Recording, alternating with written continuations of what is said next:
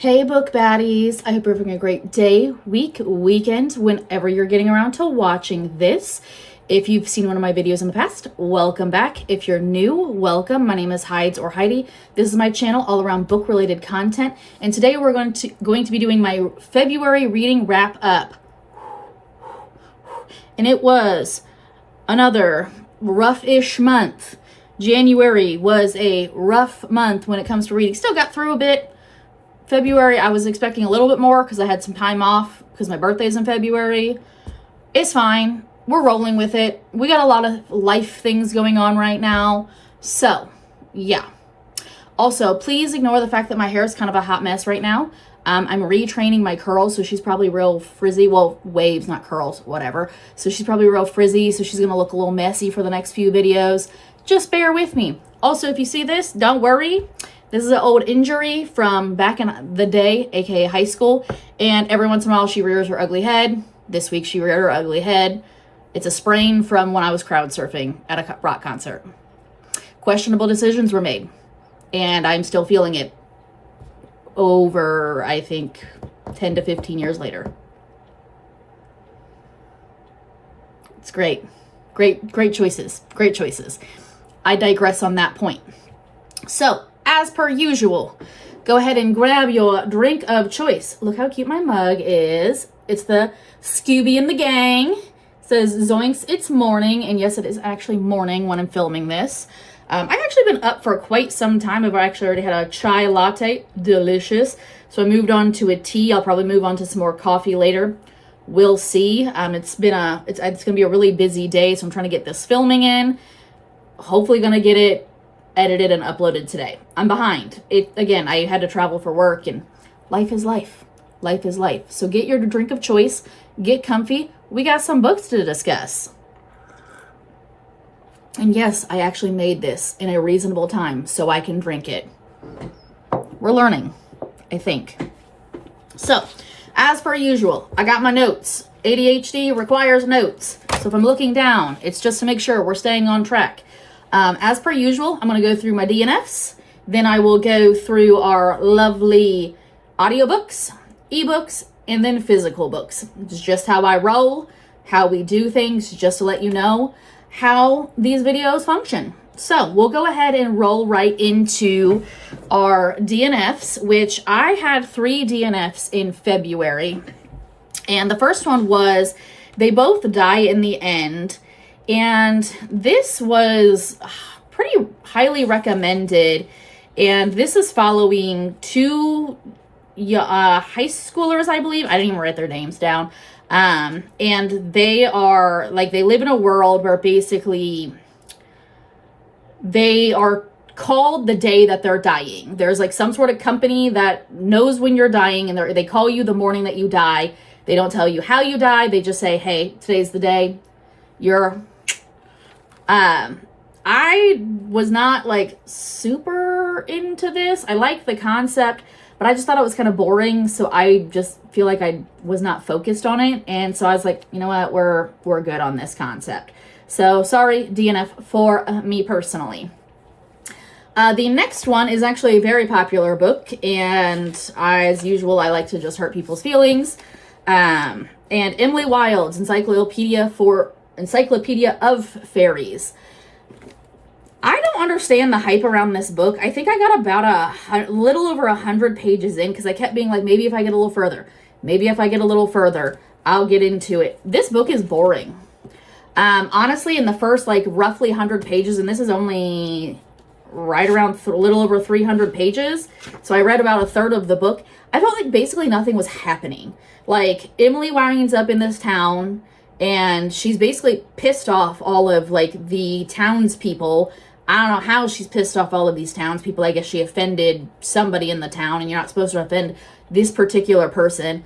I think at the 100-ish, like mark, I think you've seen 2 fairies, which I was kind of hoping for a little bit more fairy, considering it's an encyclopedia of fairies, so I was hoping for a little bit more, you know, fairy representation, if you will. And then her rival shows up, which I think is going to be her love interest. Again, I didn't get that far in the book, and I thought that that would have been a weird turn of events. The rival's really annoying. I don't remember his name either. And yeah, it was boring. I couldn't get into it. So DNF for me. Sorry. Does not work. Bye. So the third DNF that I had for February was, did you hear about Kitty Carr? And I know that this is a pretty popular book, and I was really excited to read it. And I feel like I got maybe about a fourth of the way through the book. And it was just very messy. Like, it was just very, I felt like the book was all over the place.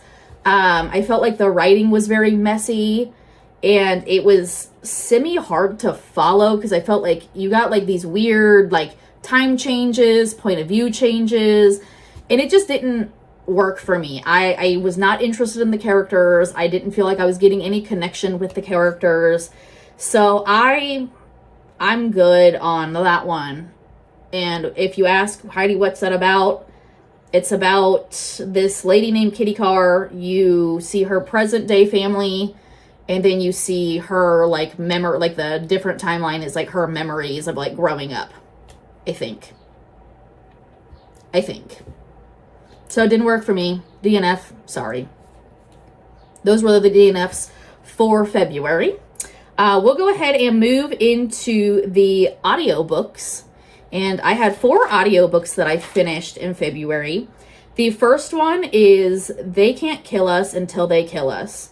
This is a essay collection / memoir, and this is fantastic. This is a 5-star for me. This was such an enjoyable listen, because I listened to this.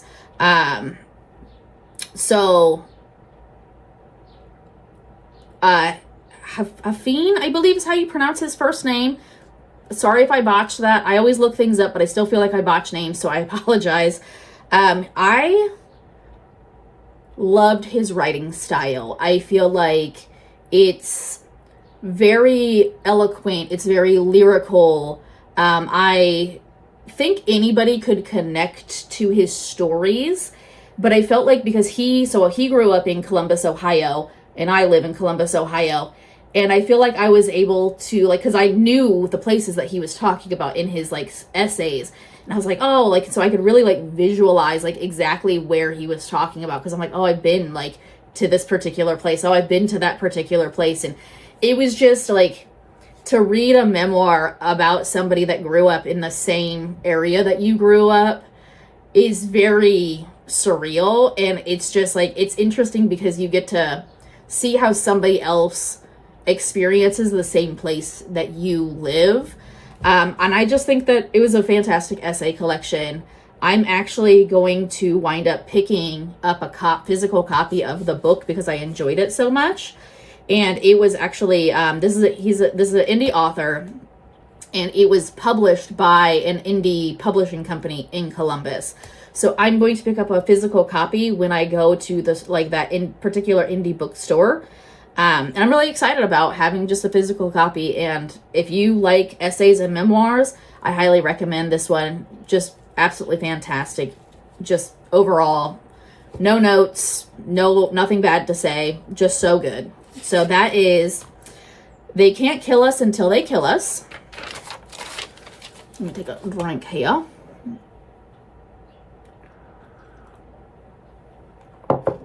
The next audiobook that I wound up finishing is Give Her Credit, and that is the untold account of a woman's bank that empowered a generation. I really enjoyed this. I gave this a 3.5 stars. You get multiple points of view throughout the book, and essentially this is telling the story of how the first woman's bank in Colorado, I believe Colorado, came to be. And it was just so interesting to see how the struggles of being able to get a bank to predominantly represent women. And then they, like, when, like, the women that were putting this bank together, they also wanted to represent not only women, but also other underrepresented, communities, such as, people that are poor, people, Hispanic people, or Black folks, or anybody else that is in like the underrepresented communities. They wanted to be able to provide a safe banking environment for the underrepresented, like represented people, that traditional banks had a tendency of overlooking or not giving as much of a fair shot to when it came to getting loans and, opening a checking account or all of that kind of stuff. And it was just like, I really enjoyed the story. I really enjoyed the storytelling aspect. I liked, so you get tons of POV changes, but it doesn't feel messy. And I really just enjoyed like hearing like some of the struggles and just hearing like the experience. And I don't believe that I think that this is based off of a true story, but I don't think it's considered nonfiction. Could be wrong. Probably should have looked that up. It is what it is, but it was a good time. And there was a quote that was said closer to the end of the book, and it, like, with a woman is trying to become like a manager at a traditional bank. And I don't feel like this is necessarily a spoiler per se, but she isn't given the opportunity. And basically the guy that told her that she can't be the manager is because she didn't have gray hair. And you have to read it to really get the full context of that. But it was just such a wild statement to make. And I was like, oh my God, they just like said that. And that is just insane. But it was just, I really enjoyed the story. I recommend it if you like anything talking about like history and, how people got, rights and how people had to fight to get some form of equal representation, such as banking. So I liked it. It was good. Recommend. The next audiobook that I wound up finishing was The Well of Ascension, and that was by Brandon Sanderson. This was actually a reread for me. It was very enjoyable. I am trying to, if you've seen any of my videos in the past, I'm trying to get through the Cosmere. So right now I've been rereading the Mistborn, or like Era 1 trilogy, and I am glad that I'm rereading it because it's been a while since I've read them and I forgot a lot of stuff, but it was good. Really enjoyed it. 4.5 stars. I'm a big Brandon Sanderson fan. I just feel like if you're a high fantasy person, Brandon Sanderson is definitely somebody you should look into. Just really, really great book. I don't want to go too far into it since it is a second in a series, but multiple points of view, and it was just good. I really, really enjoyed it. So that was The Well of Ascension. The last audiobook that I wound up finishing is The Testament by Margaret Atwood, and this is the second book to The Handmaid's Tale. So The Handmaid's Tale came out years and years and years ago, and then Margaret Atwood came out with this like many years later, and this is basically years after The Handmaid's Tale. It is fantastic. I honestly think that The Testament might be better than The Handmaid's Tale, and I love The Handmaid's Tale, but The Testament is, again, years after that, like the Handmaid's Tale, and it's essentially, it's kind of written in a academic journal kind of a way, and so you're getting excerpts from different people basically telling their story of Gilead and where, what their experience was with Gilead. And if you don't know, Gilead is a country that was formed that The Handmaid's Tale is happening in, and that was a country formed within the United States, and that's where they had this new government. So just to kind of give you a FYI, if you haven't read The Handmaid's Tale, Gilead is just the country. And so I loved the different points of view. I loved how the story unfolded. And you get some of the points of view that you get is from Aunt Lydia. And if you've seen the show or if you've read the first book, Aunt Lydia was, she's not a good person. Let's just be frank. And she was one of the people, I'm trying to remember what her title was. One of the aunts. She was considered one of the aunts. And she basically trained handmaids. It ensured that the handmaids program was running smoothly and efficiently how it's supposed to. And getting her point of view was so good because you got like part of like her history on like how she became an aunt and her like perspective of being an aunt. And you just love to hate a villain. Like, you love to hate a villain. And I was just like, her point of view was, I just loved her point of view in the book. It was so well done. And you're like, man, I hate you. But at the same time, I low-key kind of love you, but I really hate you. Thank you, Aunt Lydia, for being a complex character. And I loved how it ended because essentially the ending was all of this information that you're being told in the book is basically being presented at a, like, historical convention, essentially. So it was just really good. Very well done. I just really thoroughly enjoyed the experience. I actually listened to it. I have a physical copy of the book. And personally, I feel like listening to it really was a great experience. Because if you've seen the Handmaid's Tale television show, the lady that plays Aunt Lydia in the Handmaid's Tale actually voices Aunt Lydia in the audiobook. So it was just so well done. Like, the audiobook was so well done. The book was so well written. Honestly, I think I'm going to say I do like it more than the Handmaid's Tale itself. If you have read the Handmaid's Tale and haven't read the Testaments, do that because it's so good. Like, it was just fantastic, so well done. That was the last audiobook that I finished, right? Yes, that was the last audiobook that I finished in February. Excuse me, I gotta get a drink. So we'll go ahead and move on to eBooks. And I wound up finishing 2 eBooks, which, again, I had a rough month. I was hoping to finish 4. It just didn't happen. But I finished 2 eBooks. The first ebook that I finished was actually the book club that I help run with my friends. This was our book club pick, and that was An Education in Malice. I hated that book. I hate it. It's not good. I gave it a 1.5 star. You're following Laura and Carmilla, so you're getting 2 dual points of view, and they are both students at a prestigious school in New England somewhere. And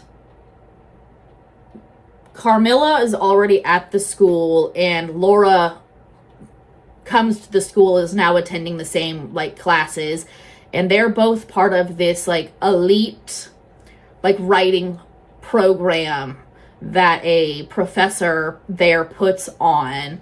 And like the professor basically like hand selects students for this particular like elite writing program. And Carmilla is like the star pupil.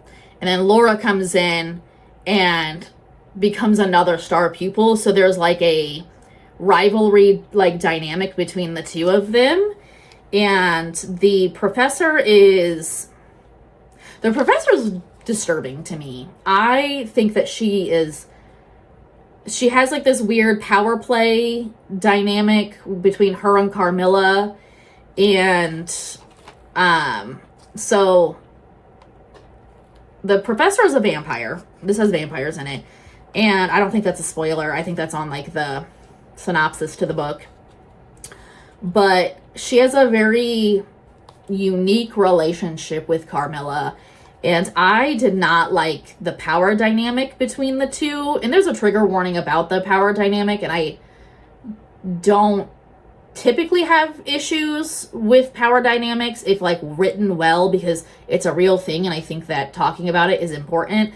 But I just didn't like how it was written in the book. I didn't like the chemistry between Carmilla and Laura at all. It just felt weird.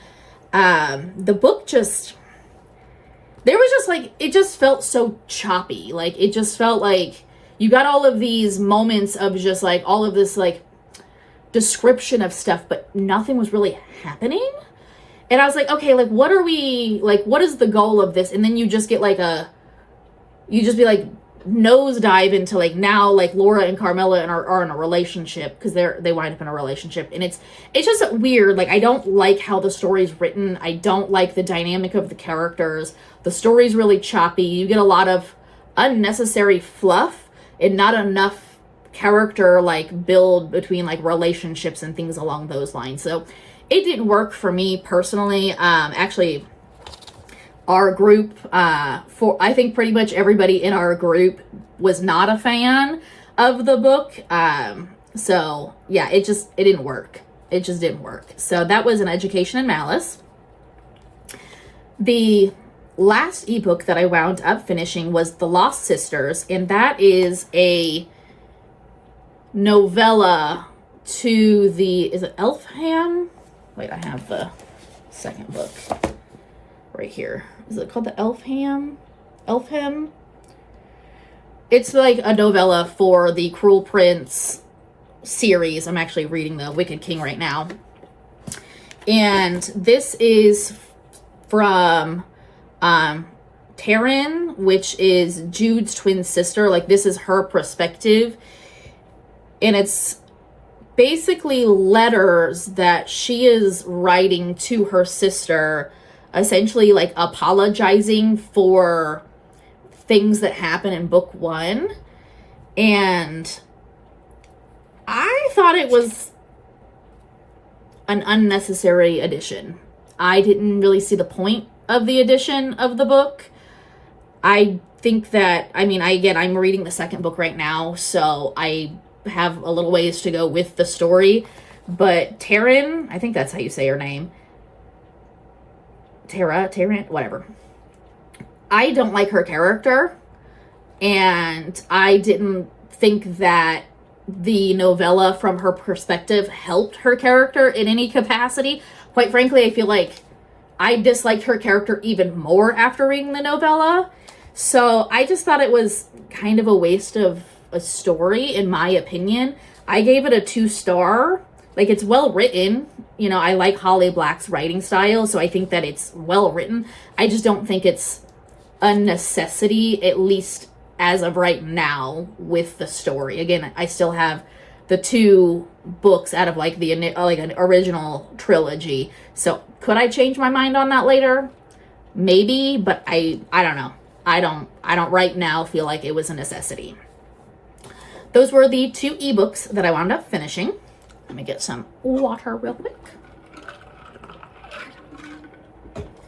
Now I'm going to move on to the physical books that I finished. And I wound up finishing 6 physical books in February. The first one was a Beowulf retelling. And that, one of my friends gave me a copy of that to borrow. And I'm not like necessarily a huge Beowulf person to begin with, but I wanted to give it a go because my friend really liked this particular retelling. And I don't think that it was a bad retelling. I enjoyed reading it well enough.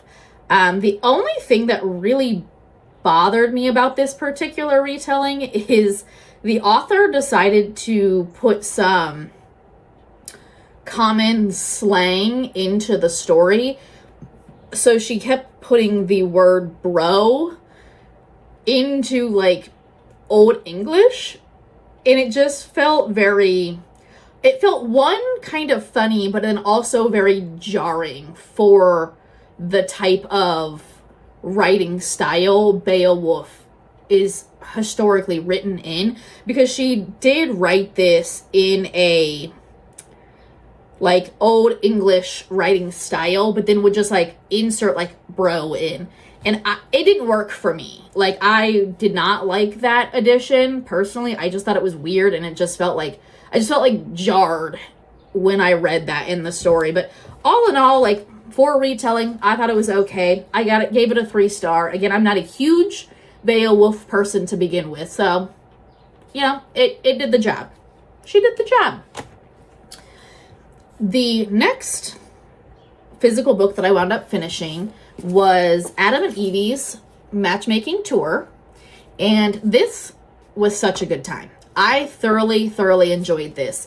In this, you are following Evie, who is born and raised in America, and then Adam, who is born and raised in Vietnam. So she is like Vietnamese American, and her aunt that passed away left her a bunch of money and a house. But in the will, she basically was like, Evie, you have to go on this like matchmaking tour because I want you to essentially go live life, do something a little, you know, crazy. And so to be able to get her house, she has to go on this matchmaking tour, which is in Vietnam. So she signs up to go and do this, and that is where she meets Adam. And Adam and his sister are the CEOs and CFO of the matchmaking tour company, and this is their first ever tour that they're putting on. And so they're basically trying to like match, like they find a bunch of people to do this tour, and they're trying to like basically like play matchmaking with all of the people that sign up for the tour to like couple them up. And that's where Evie and Adam wind up meeting. This was just a good time. One, I don't want to say world building, but like the way that she described the, you know, scenery in Vietnam, like just like, you know, going around in like the city. And, you know, there was a point where like Evie, you know, basically like saves like a rooster that's running around in like the city streets. And it's just so well done. I love the dynamic between Adam and Evie. I think that this, like, the story was really well done. One thing I like about it is that they talk about, like, basically, you know, like, cultural things, where Evie feels like she doesn't necessarily fit into the culture. And then Adam has, like, cultural expectations that he's supposed to live up to because of, you know, his family. And it was just really well done. I liked that it had the, like, meet cute. I like that it had, like, the cutesy stuff. But I also like that it had some of the more serious things discussed. Because you don't always get that in romance. And sometimes I like a romance that has more, like, hard-hitting topics in it. And it gets a little bit, I don't want to say darker, but it gets into more serious topics in a romance. So this just really worked for me. I highly recommend. And I actually got to meet the author, because this was for a romance book club. She signed my book for me, and she was absolutely wonderful. She was just so pleasant, so nice. So highly recommend this one. It's so good. This is a good time. So that is Adam and Evie's matchmaking tour, and I rated this a 4.5. Don't know if I said that, but 4.5, just very good. Let me get another drink. I'm very thirsty today, so I'm going to probably be drinking a lot of water while finishing this. The next physical book, excuse me, I'm going to turn my notes page here. The next physical book that I wound up finishing was The Bell Jar by Sylvia Plath. And I tried to read The Bell Jar back in high school, and I just don't think that I was ready for this type of book in high school. And so I wanted to pick it up and give it a go. I really enjoyed this. This is, Sylvia Plath is insane. I mean, literally she was insane. And it definitely like leaks into her writing. In this book, you are following Esther Greenwood, who at the beginning of the book is just a regular gal back in, I think, the 50s? Yeah, back in the 50s. And she was chosen for a, like, internship at a magazine in New York. So her and a bunch of other young women were chosen to do this like internship where they are staying in New York and they're doing like writing for, I think it's a magazine. Either it's a magazine or it's a newspaper. I can't remember. And she, you know, like this is just following her as she's going about her day-to-day life. You know, she's going on dates and she's, you know, struggling with work. You know, she's going through like the normal everyday struggles. And the book just follows her through her life as she goes a little nutty. She goes a little nutty because she got some mental health issues. And this is, but like, not like nutty, like she has mental health issues, but not like in the sense of like, she doesn't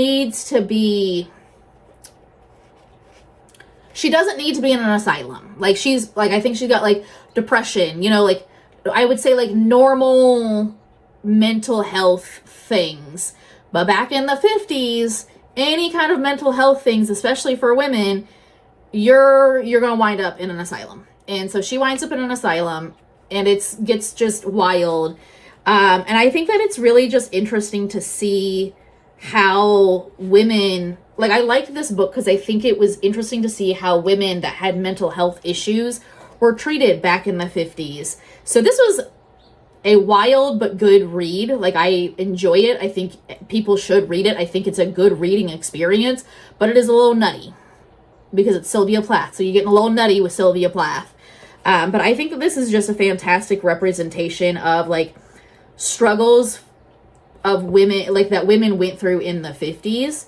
And I wound up giving this a 4-star. I recommend it. It's the bell jar. It's Sylvia Plath. If you know anything about Sylvia Plath, you know you're going into something a little off the wall because Sylvia Plath was off the wall. So yeah, 4-star. Good time. It's a good time. The next physical book that I finished in February was an Invocation of Monsters. And this is the second book in, I think it's the Void series. Right now there's only 2, so I'm kind of hoping that she comes out with a third one, to be honest with you. But I read the first one last year, and it was a great time.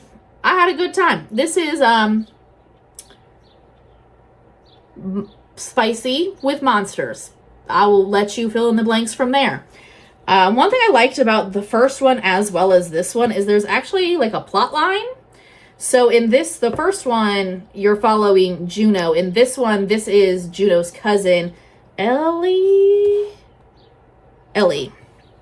And her mom winds up passing away. And at her mom's funeral, these like people come up to her and basically are like, hey, we got this like place that you should come visit.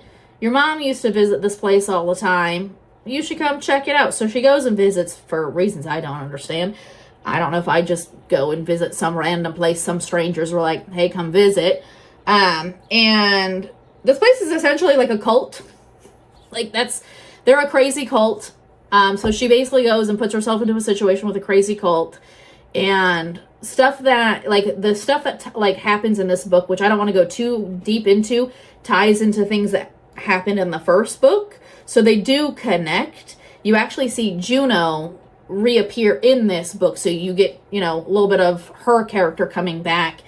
And this was a good time. I like the first one a little bit better. This one was a little darker, I would say, than the first book. But still liked it. I gave it a 4-star.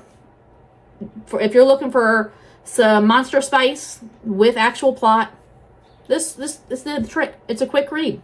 So 4-star. It's a good time. She was a good time.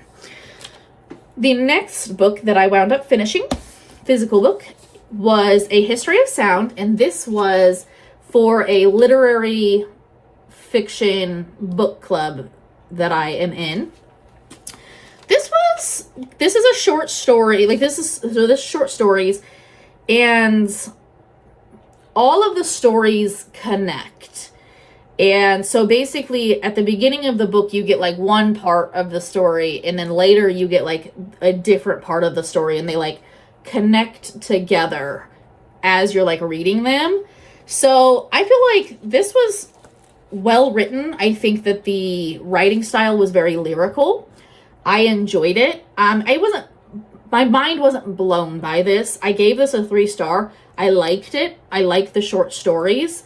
And I liked how they connected. The only thing that I would say about this is I wish that there was more connections between the stories. Like, I feel like I would have liked more connections between all of the short stories, just as a cohesive, like, story.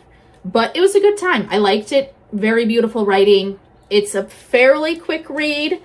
And I think that if you're into short stories of any capacity, this is definitely worth your while. So, good. It's a pretty good time. Our last book that I finished, let me get a drink first, actually. In February. This was a buddy read with me and a couple of my friends. And I hated it. That is The Wren and the Holly Library. I got duped, everybody.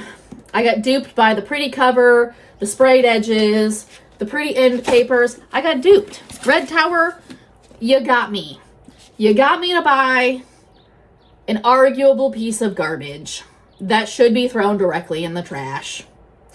Directly in the trash. I thought that I was going to really enjoy this book when I first started the book.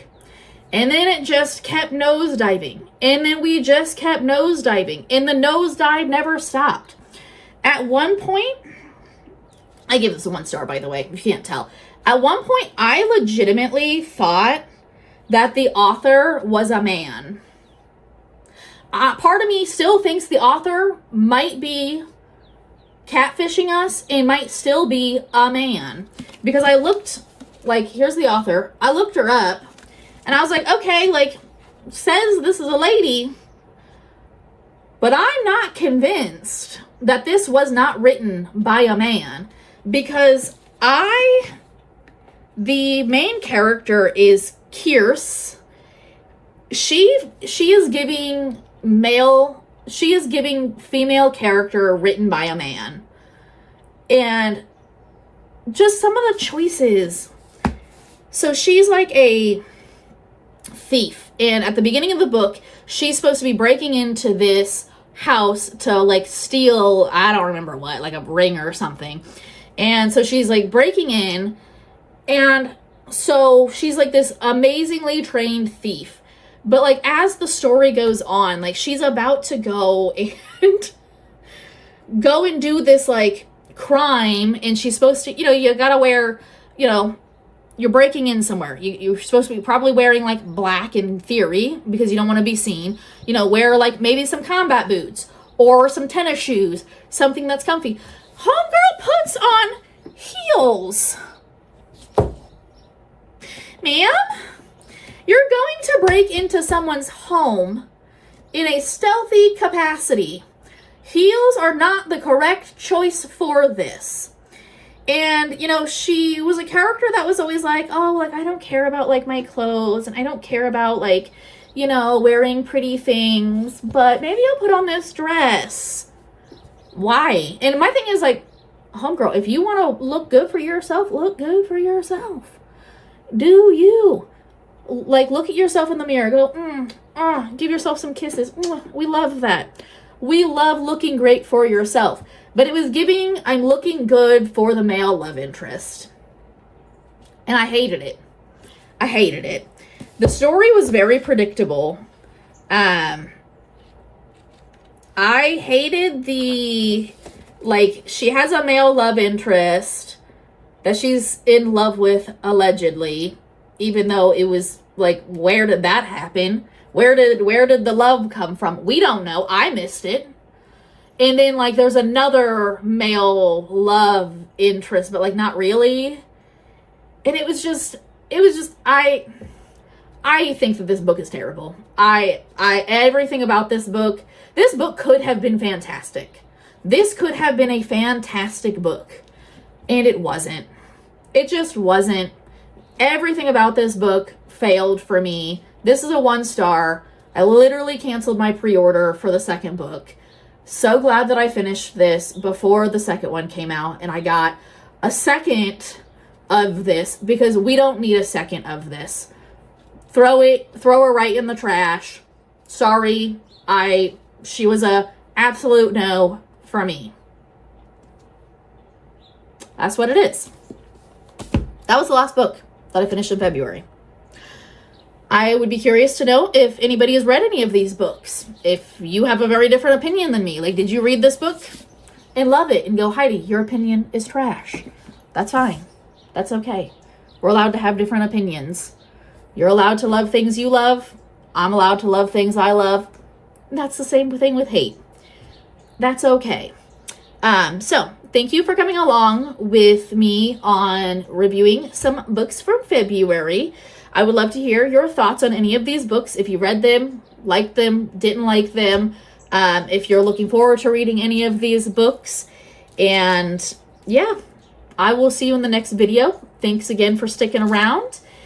Hope you have a great reading month, and I will see you in the next video. Love you guys. Bye.